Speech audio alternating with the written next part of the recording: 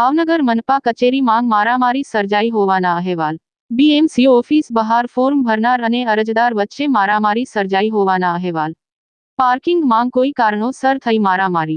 મારામારીના live દ્રશ્યો આવ્યા સામે। કોઈ બાબતે મારામારી થઈ હોવાના અહેવાલ। બીએમસી કર્મચારીઓ દ્વારા બંને ઈસમને છૂટા પડાયા। શા કારણે મારામારી સર્જાઈ એ તો સત્ય હકીકત તપાસ બાદ જ બહાર આવી શકે। રિપોર્ટ હિરેનભાઈ ચૌહાણ સાથે કમલેશ ઢાપા।